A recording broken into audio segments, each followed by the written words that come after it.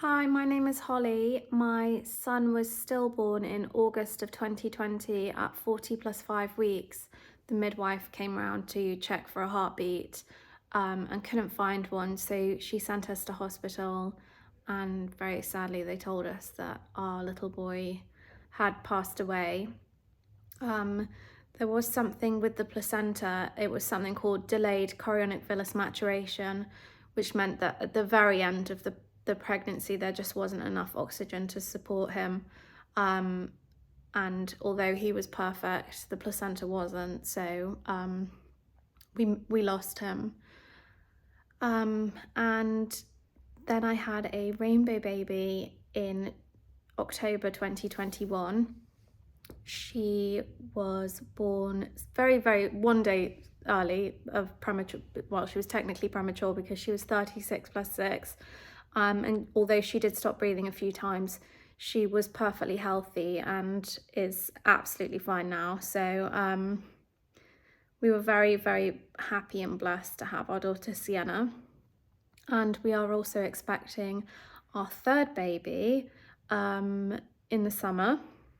So I'm currently 17 weeks pregnant, but I just wanted to give a little bit of insight into how life has been with Sienna after losing a baby, because I do feel that once you've lost a child, life is never really quite the same again after. And I didn't expect it to affect me after the pregnancy. I knew the pregnancy was going to be very difficult with Sienna, but I didn't expect the whole of the first year to be impacted so greatly by the loss. It was mainly anxiety. Every single night for the first year, I would have the monitor next to the bed and check to see that she was breathing, that I could hear her breathing or see her moving up and down.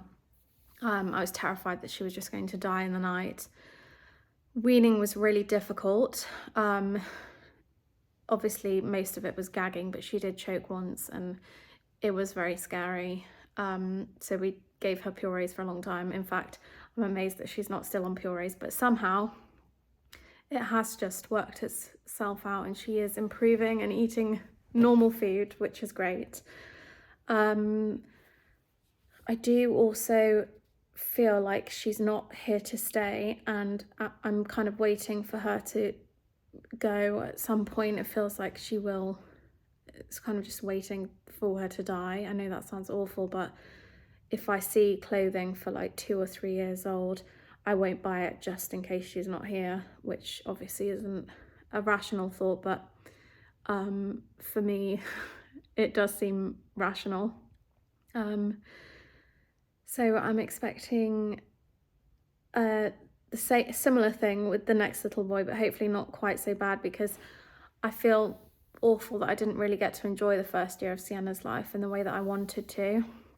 So we are really making an effort now to try and enjoy her as much as possible and not be too anxious, and trust that she is going to be here for a long time, longer than us. So we are expecting a little boy. We did a blood test very early on because we wanted to know if it was going to be a boy so we could prepare ourselves mentally. I think it's just going to be quite difficult to bring a little boy home, and it was already difficult with Sienna to come home and walk past the room Leo never got to leave at the hospital, and just wearing little boy clothes, going to schools that we had planned for Leo, just living out the life that he never got to, a little bit more closely than Sienna would have done or will do. It's going to be a little bit tricky, but I think time is a great healer, and I find the first trimester awful, just feeling so low, feeling sick. So I took it badly in the first trimester, but now I've kind of come out of that into the second trimester. I am seeing things clearly, finally, for a little bit.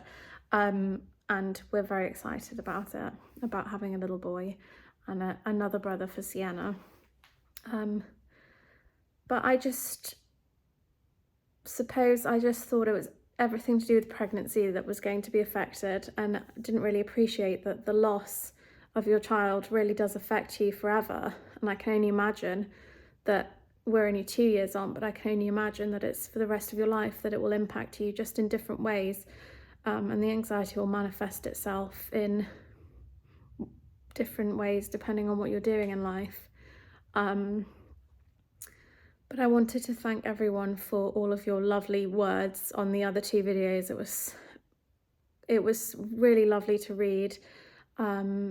So many kind messages, but also so shocking to see how many people have suffered the loss of a child. It feels like you're the only person in the world that something so awful could happen to, but then when you see how many people it does happen to, it's really quite shocking. In a way, it's comforting to know that there are other people out there and life does go on. You just sort of learn to mold around the new normal. So yes, we are expecting another baby, which is very exciting. Sienna's placenta did also have some problems as well. She had some blood clots and fibrin deposits with reduced oxygen as well. So I'm taking some heparin injections every day, aspirin every day, and unfortunately it's not anything that can be seen on a scan, so I've just got to trust and hope that it will be fine, and the placenta will be checked under a microscope when it comes out, hopefully with a living baby boy this time in our arms. So we're very excited, a bit nervous too, but just wanted to give a little life update. But thank you again for all of your lovely words as well.